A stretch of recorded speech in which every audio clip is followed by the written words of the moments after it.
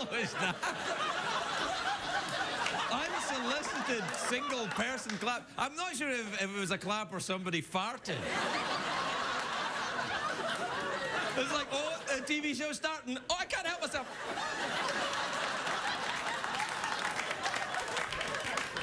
Nobody does that kind of thing here. This is LA. We don't have fartiness in LA. We have scented candles. I get scented candles in my house. You need them. Hey, you know, it's spring's really underway now, isn't it? I was trying to be like a proper, you know, late night guy. Hey, spring's underway.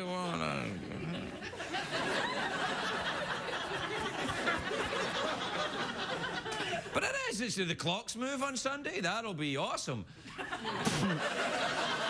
I like spring. Do you know why? Because they say, who was it that said, in spring, a young man's thoughts turn to those of sexiness. Who was that? I'm paraphrasing. It was some very good poet. But I do... Shakespeare, I think, actually. He was English, but he was all right. And he wore big poofy trousers in which he would keep his genius. Anyway, spring, I don't know if it has this effect on you, but spring, you know, it gets me going. No, like, you know, during the winter, I'm like, sex, who cares? When's Santa coming? You know, but then... Not like that, grow up. But spring, you know, when spring comes along, I feel, you know, I'm like a lamb in the meadows. I get kind of frisky, you know? I feel myself gambling. Not gambling. Gambling. Like this. You can't gamble like this. If you go to Vegas and do that at a craps table, you get like... People are like, what the hell are you doing? It's like, I'm gambling. No. Gambling is what we do. You're not gambling. Anyway, the thing to know is that it's Friday, March 12th, and as part of the ongoing CBS PSAs, just to remind you that on Sunday, the clocks will go forward 1 hour. You have to do this on television when you're being sincere about something.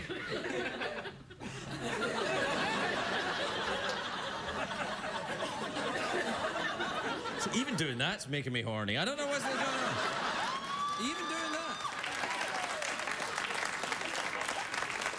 You know what it is? It's because I do that and then I think, when do I do that? Oh yeah, diving. What? Shut up, not like that. Actually, you know what? Exactly like that.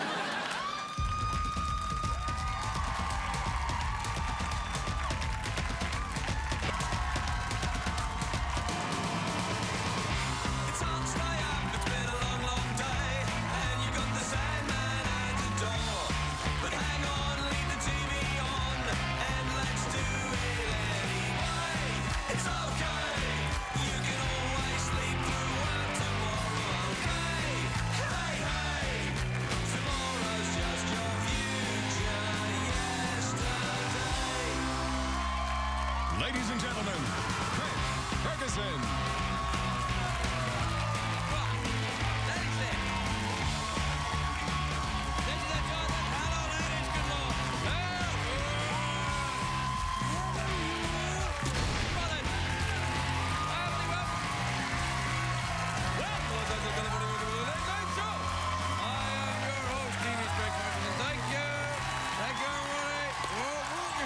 Sit down.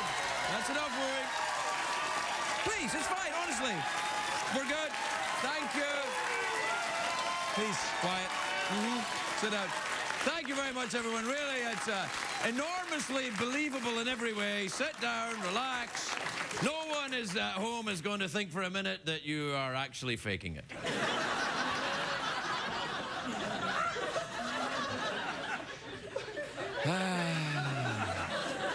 You know what? What? No, it's a rhetorical question. You don't have to say what. Do you know what? What? I'll tell you then. Sidekick. What kind of a day is it today? See what I'm doing there? You know what I'm doing there, by the way? That's called tonguing the joke. It's true. What you do, it's an old vaudeville technique. When you've got a bit of a joke, you kind of... Hey, hi, lady. Hey, like that. Yeah. Of course, it helps to have an actual joke when you do it. Anyway, it's a great day for America, everybody. Yes, it is. Yes, it is. It's a great day for America. Friday, March the 12th. Friday, March the 12th, everybody. Yep, 12 days into March. It's the old March the 12th day. Old 12th of March. 3 more days to the Ides of March. They'll be on Monday. Not a good day if you're a Roman emperor. But there's none here. This is the 12th of March. Shut up! It's a very weird day for me. People have been coming up to me all day, giving me gifts and cakes and stuff and saying, congratulations. I'm like, why? And it turns out today is Liza Minnelli's birthday. As everyone knows, Liza is my doppelganger. We're exactly the same, except that she's talented. So, happy birthday. Happy birthday, Liza. She's a wonderful woman. She turns 64 today, or as Larry King calls it, barely legal.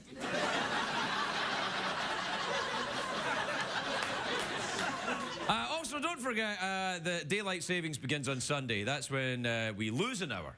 But if you watch this show, you're used to that. There we are.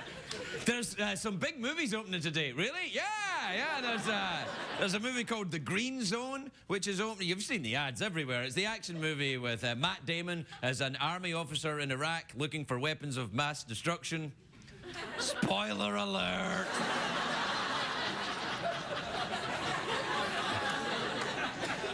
There's another movie opening today, a romantic comedy called Our Family Wedding. So we got 2 movies open today, the Macho War movie and the girly wedding movie. Guess what I'm seeing? That's right, family wedding movie. There's been a lot of movies about weddings. I usually avoid them, to be honest. I avoid any movie about weddings, diseases, or sexy vampires with 6-pack abs. I don't like the wedding movies. I've actually been married more times than I've seen wedding movies. True. I think weddings are a bit like porn. It's more fun to participate in than to watch. Do you know what I mean? It's not true, not true. A wedding is nothing like watching porn. One costs a fortune, but ends up being a beautiful thing, and the other one's a wedding. So right there, they're completely different. You cynical bastard! Oh, I'm always like this. I'm always like this on March 12th, and then... All I'm saying is I think a lot of people they put too much importance on their wedding ceremony. They say, this will be the best day of my life. Well, it might be, but there might be other days, other moments that could be better. The birth of a child or something else entirely. I knew this actor, right, who was a real golf fanatic. One day he got a chance to play golf with Sean Connery, who is famously also a golf fanatic. And one day, you know, they're playing golf, and this actor guy that I know, he hits a hole-in-one. And he was ecstatic, and he was like, oh, yeah, he said to Sean Connery, he said, this is the best day of my life, apart from the day my kid was born, of course. And Sean Connery said, this is true, he said, oh, come on now, you're amongst friends.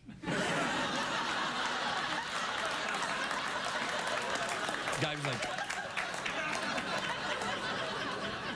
What am I talking about? Oh, yeah, weddings. Now, some people say that the day before your wedding is your last day of freedom, but I say you really become free once you're married. I have to say that, or I won't get my...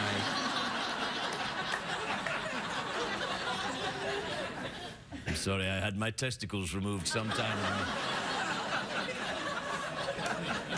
My wedding was the best day of my life. I'll never forget it, because it was the day I got satellite TV installed. It was awesome. Kidding, it's a joke. It's a joke. I didn't get satellite TV installed that day. What I'm saying is that some people sometimes forget that a wedding is not a marriage. A wedding is just a party on the first day of a marriage. Of course, people still get really excited about weddings. Some people are very excited about it. These people are called women.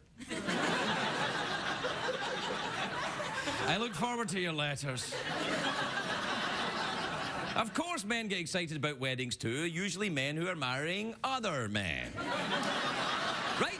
Right now, at this very moment, the California Supreme Court is arguing whether it's constitutional for gay people to get married. You know what's interesting? The two lawyers that are fighting for gay marriage, the lawyers that are fighting for gay marriage, are the same two lawyers who fought against each other over the Bush-Gore 2000 presidential campaign. I think it's obvious what happened here. The two lawyers fell in love. It should be a romantic movie, one of them running through the airport in the rain with his shirt all coming off. I want to thumb through your briefs for the rest of my life.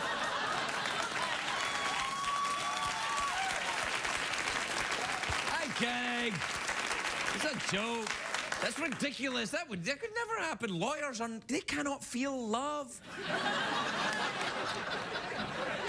Anyway, I'm not going to get involved in the gay marriage debate. No matter what I say about that, I'd piss somebody off. But some reasons to get married, all I'm saying is some reasons to get married aren't romantic or sexy. They're like insurance or tax breaks. And it seems to me everyone deserves a fair shot at insurance and tax breaks. That's all I'm going to say. Yeah. My job is not to piss you off. My job is to be a corporate whore for CBS. But, that's right. That's right, whore. Dance for us. Well, there you are. So when I said whore, I just remembered it's probably time for commercials coming up pretty soon. This is the time of night when you must ask yourself, does my vacuum cleaner have the proper amount of suction?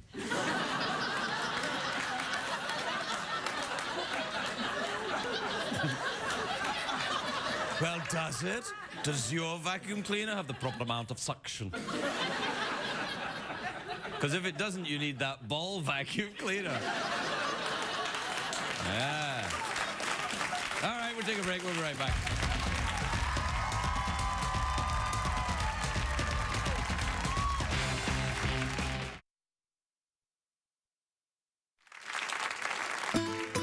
And now, Craig's Spanish word of the day. Today's word is gravedad. Gravedad.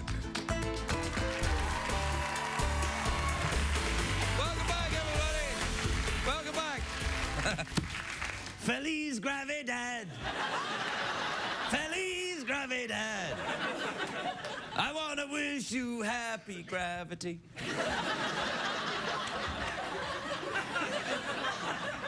Actually, grave dad, or gravidad, when it says grave dad, it sounds like a very serious father. It makes me... I'm afraid your allowance is going to have to be cut short. We've become poor. Father, why are you talking like an Englishman? It's my hobby. Some fathers like to sail, some play golf. I talk like an Englishman. We don't have money for anything else, I'm afraid. What was I talking about? Oh, yeah, the gay marriage. I don't want to talk about it because people get angry.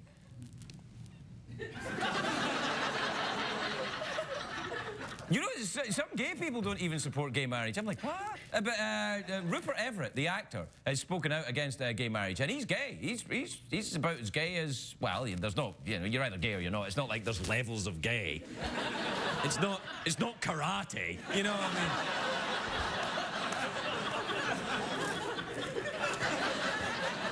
Now, anyway, Rupert Everett, I'm saying he's gay. He's very vocal about the gay issues. In the news recently, he said that gay actors should stay in the closet because, he said, if you come out the closet, your acting career will be over, and you'll just have to pay gay men over and over. And I'm thinking, well, Rupert Everett's got a pretty good acting career, hasn't he? I mean, if he get annoyed about playing gay characters all the time, maybe it's something to do with the choices he made. I mean, when he was in that movie, he played Julia Roberts' gay best friend, and he's the one where he's Madonna's gay best friend. Kind of like, I see a pattern emerging. We've, do you have a picture of Rupert Everett? See, now right there. I've got a feeling I'm getting myself into terrible trouble here. And this show is live. It's not been pre-recorded before. Friday, March 12th in your region. By the way, when I say in your region like that, you know when people think, well, I'm just saying in your region, but what I mean is in your region.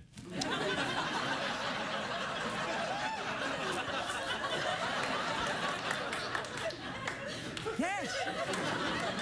Yes, sexy regions. Mind you, if you're attracted to someone, well, all of them is sexy pretty much. It's not like, oh, I'm very attracted to that woman apart from her leg.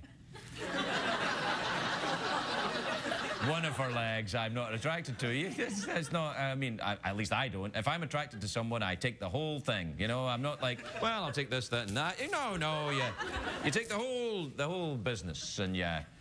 Oh, gosh, I'm getting myself in terrible trouble. The Spanish word of the day is gravidad. Feliz gravidad, everybody. We'll be right back.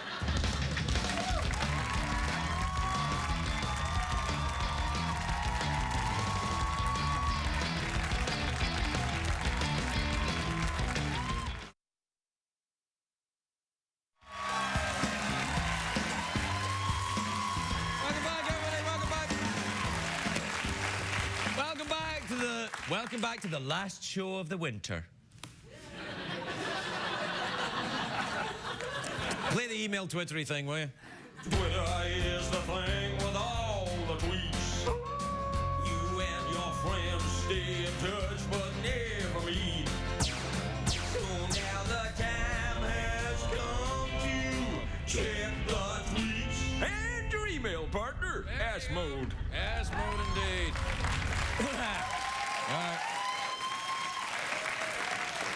All right, this is an email. It's from Stephanie in Grand Prairie in Texas, who says, hey, Craig, I've been with my boyfriend for about 7 years. We also have a 10-month-old daughter. Do you think it is worth getting married now? And do you think marriage changes anything? It's not going to change anything for you.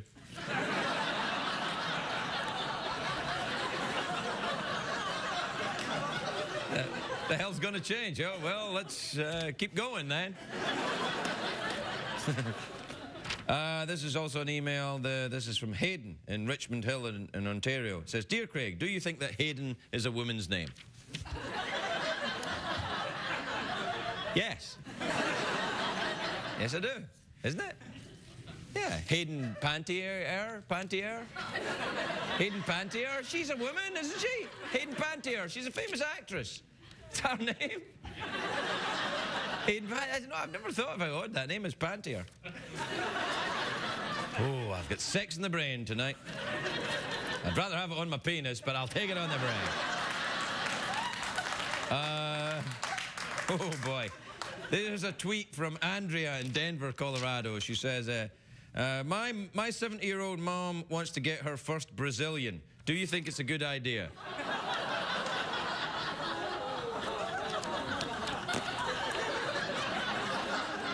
Her first Brazilian what? Coffee? You gotta be careful with coffee as you get older. Keep you up all night. Oh, dear. You know, I think my horniness is cured.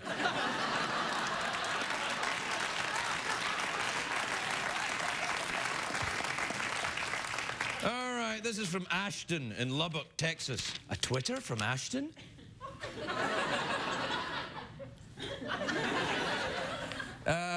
He said, Ashton says, I heard you swallow 3 spiders while you sleep in your lifetime. Now I'm afraid to go to sleep. Any ideas? What kind of... What's that coming and go? Is that? You swallow 3 spiders? What the hell does that even... That's just that... People make that crap up all the time. I must have swallowed about 100 spiders by now.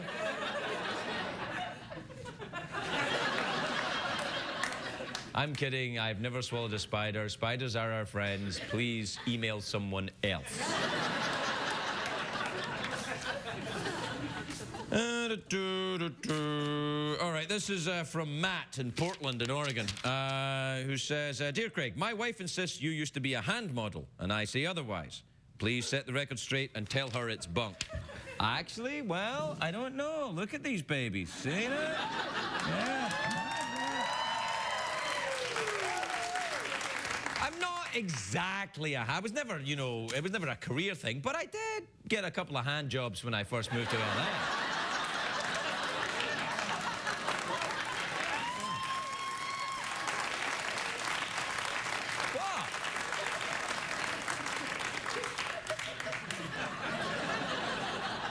Uh-oh. All right, we have to take a break. We'll be right back, everybody. We'll be right back.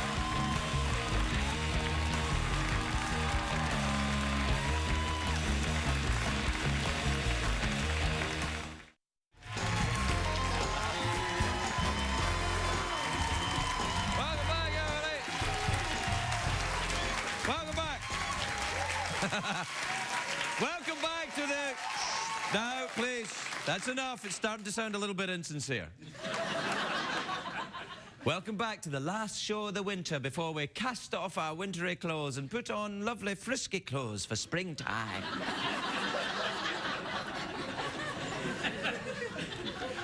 My first guest tonight is a Hollywood icon. He's a good friend of the show. He's gorgeous. He's tall. He's got a tan. He's George Hamilton, everybody. George Hamilton.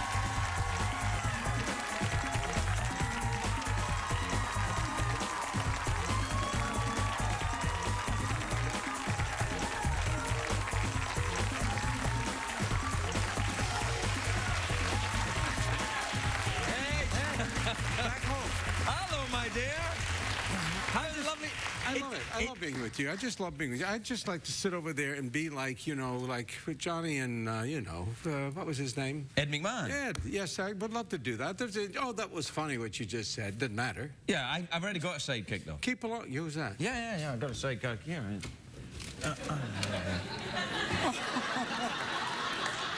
I played that guy in a movie. You played that guy in a movie? I don't know. Look at Yeah, it. Love at First Bite. Love at First Bite? You I did that. indeed. Aren't you doing another one? Yep, Love at Second Bite. The Legend of Curly's Gold. Right. Don't mind if I do. Don't mind if I do. Look, I love the name of George's book because it's called Don't Mind If I Do, which it doesn't mean anything, right? No, it doesn't mean anything. It's just like, Right. you know, when someone invites you to do it, don't mind if I do. Any Don't mind kind if of I do. work, yeah. And you got a great book. I've been reading it. Really? Yeah. Ah. American on Purpose. Don't mind if I do. Don't mind if I do. Yeah. No, it's great. Your stuff about George Bush was great. Thank you. That whole evening, the way you I entertained was it. the White House Correspondents' Dinner. Have you ever been to one of those? No, yes, I did. I went to one of those things, Boots and something, Saddles or something, Washington. It was that Boots kind and of- Saddles? Well, something like that, you know. Stirrups and big hats. Stirrups and big heads. Chaps and... Chaps and other chaps? And Chippendales. George, I haven't noticed before, but I'm looking now and I see what lovely hands you have. Were you ever a hand model? Well, I was a hand puppet and a hand model. Were you- Yes. They tell me I can still be healed. No, you got lovely hands. No, and I haven't. No, actually, these hands, they've been ruined by golf. You see, look at those two fingers there. You see those two fingers? What ones? You're holding These up a two. whole bunch of them. I mean, you're Mine's getting old, you're gonna have to. Come this way, How many son. big? Well, which ones do you want me to Well, concentrate look at on? these two, and they're really messed up. What, these two in the middle These two, here? Yeah, they're messed up. Yeah. Actually, golf didn't help that, and then I fell doing this show out in Australia where I did Don't Mind If I Do. Don't mind if you do. I did. And no, I did. the name of the show was Celebrity. Get I'm Me a Outta Celebrity. Here. Get me out of here. Yeah. I Is try that to the forget it. American one or the British one? The British one. The British one is the real deal. I mean, they Oh want yeah, to sure. punish you. Oh, Britain. Oh, they're great. No. They're very, very, you know, they just want to send you out there and beat you to death. And I actually was able to hack it for 18 days. Really? Yeah. I lost 20 pounds. Right. 14 I mean, bob and a couple of shillings. And Yeah. just flew in. Boy, am I tired. Yeah. I went out there for the purpose of trying to, you know, there are these moments in your career you want to put a few little shekels in the pocket and not explain to other people. You lower the bar. You know what I mean. Well, they told me that this would be a simple thing. You just go out there and you go out and you just play Boy Scout for a few days.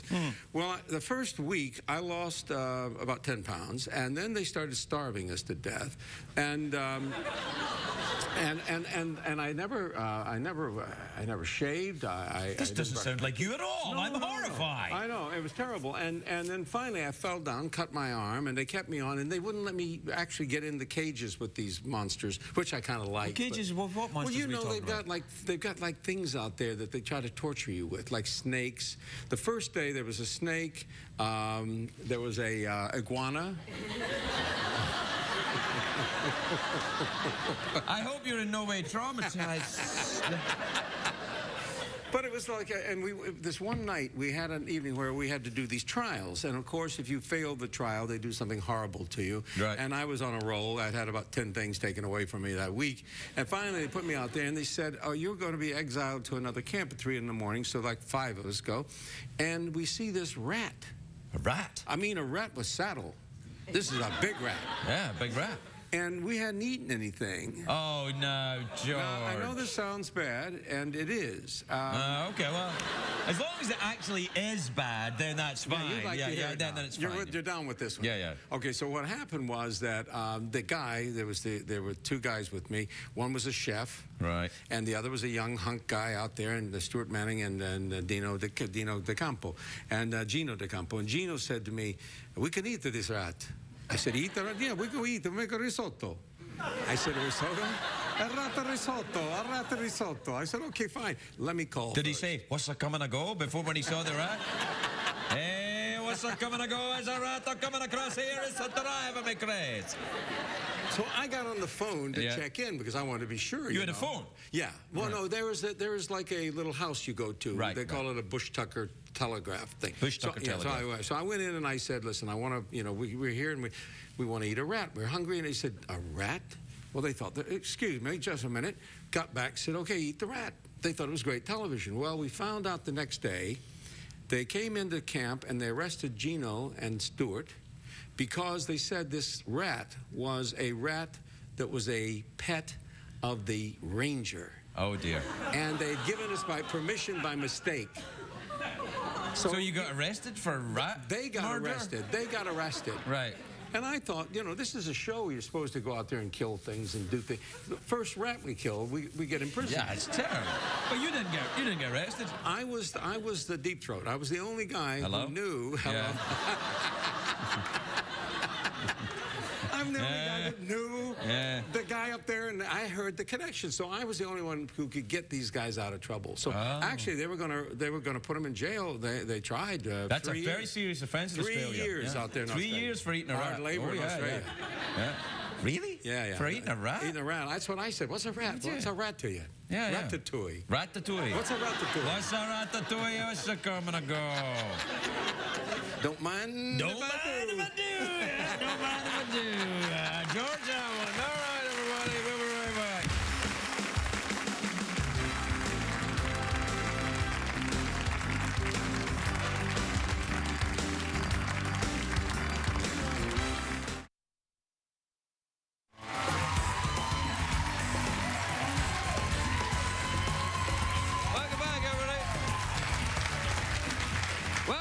Welcome back to the last show of winter or the first show of spring, depending on the time, in your region. And by in your region, I mean your genitals.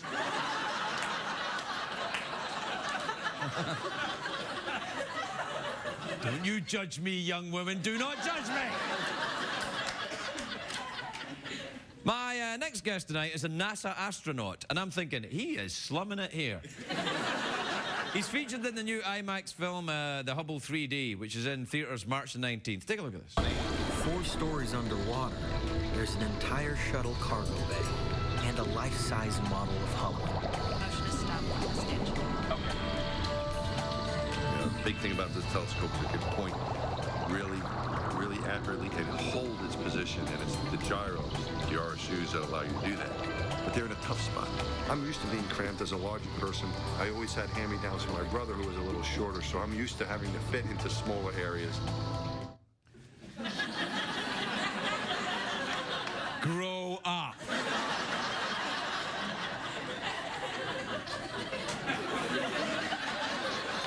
Please welcome Mike Massimino, everybody. Mike Massimino.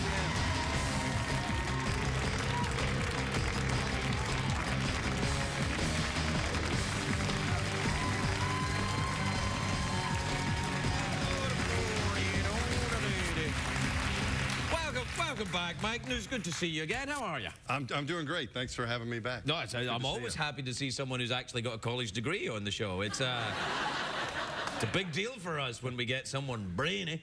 I hope I don't disappoint you. No, I didn't know this was going to be a test. No, it's not a test. It's not a test. We're just interested in what you're doing at NASA. Have you been back up since you were? No, I've been on Earth. Since the last time I've stayed on Earth. Haven't been back up. What about hallucinogenic drugs? That's often a way to... I haven't tried that. No. I've just been hanging around and trying to deal with what's going on here on Earth. Now, that's you training in that big underwater... It's a gigantic pool that we train to get ready for our spacewalks. Right. And it's really big. It's 200 feet long. Right. It's 100 feet wide, and it's 40 feet deep. It's like a big lake. It is, It's big, and we can fit a whole space station and a shuttle and the telescope model in there as well. You don't want to put that in there. All the wires will get shorted out. You'll ruin the damn thing. Yeah, it's very, very good. Yeah, no, we have all this stuff that we use that has power in it. Like, it has to be battery powered, and it has to be contained so that it won't short out. And you've been in space. Tough, yes. Right. Yeah. Is it like space and being in this thing? It is. It gets you ready for your job that you're going to do. Right.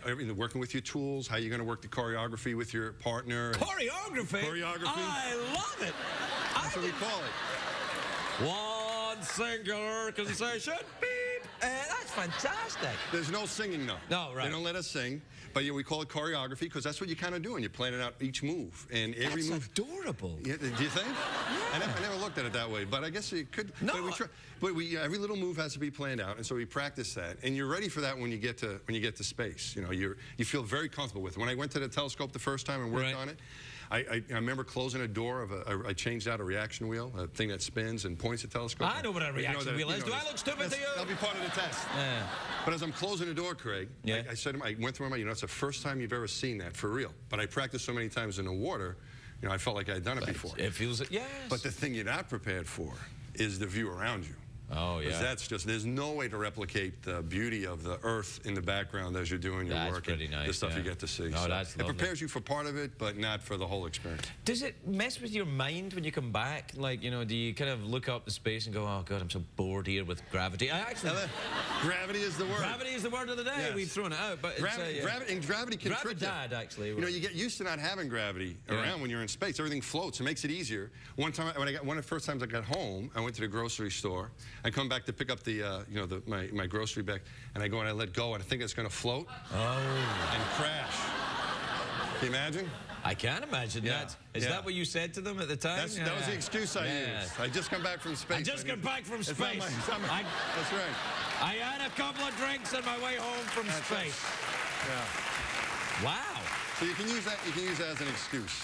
That's very, and does your muscle tone does it all? I'm only up for 2 weeks, so it's not that bad. When you get back, you feel like a little off balance. Things seem a little heavier to you, but after a few hours, you feel much better. Just a couple hours. Just a couple hours. But what about sleeping in zero gravity? Oh, that's pretty cool. Yeah. Because what you're doing, you're inside of a sleeping bag, and we tie up the sleeping bag. We have little hooks, so you don't want to be getting in your sleeping bag and then knocking into people or banging your head, waking up. No, you'd be like, oh, sorry, I floated over to your bunk. That would be bad. Exactly.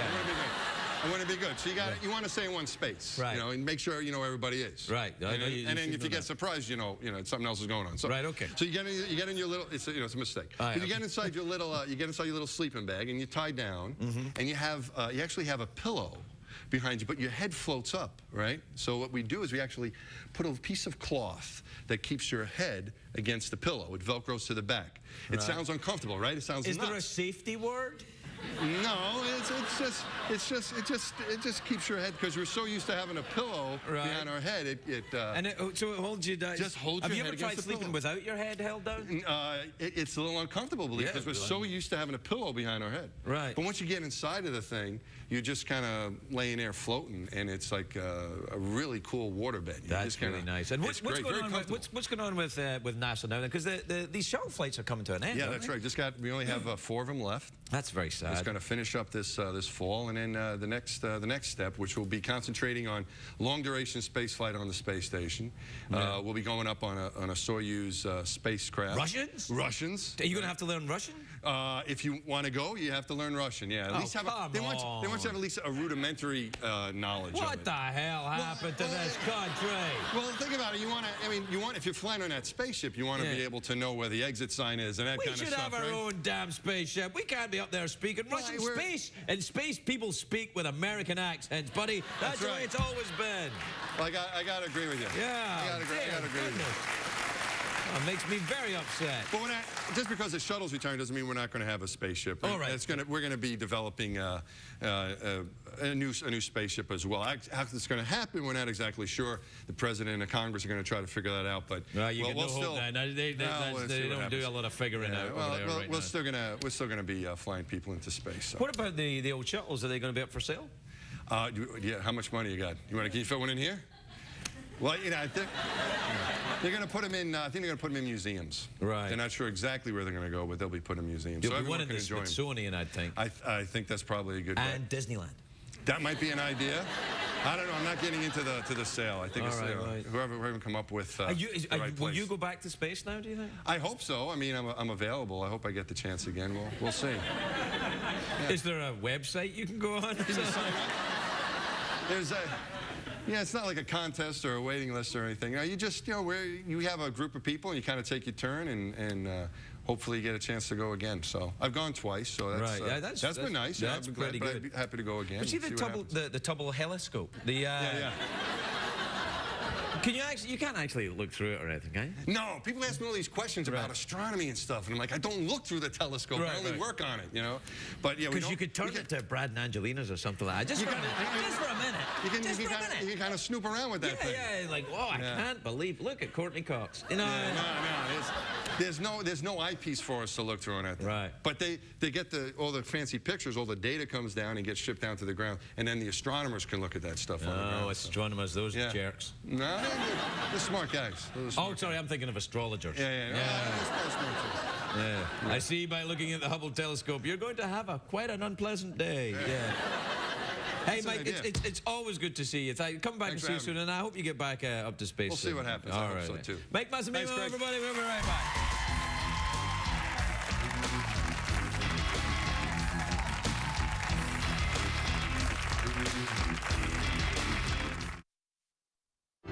Aprendimos en el programa, señor Craig. ¡Qué chistoso!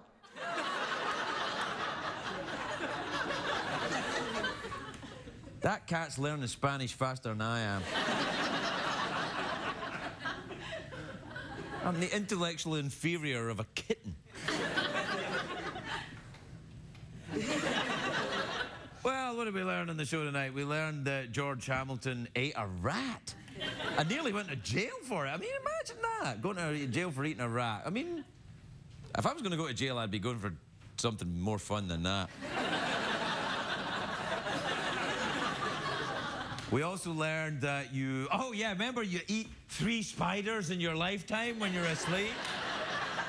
That's like that, the Mikey, the kid from the thing, died of Pop Rocks and something. Remember that? Ay, caramba! As well, he's like an accountant in Reno or something, isn't he? I don't know if that's true. What else? Gravidad, we learned about that. We learned that if you're sleeping in space, they better tie you down or your sleeping bag may float over to a cosmonaut.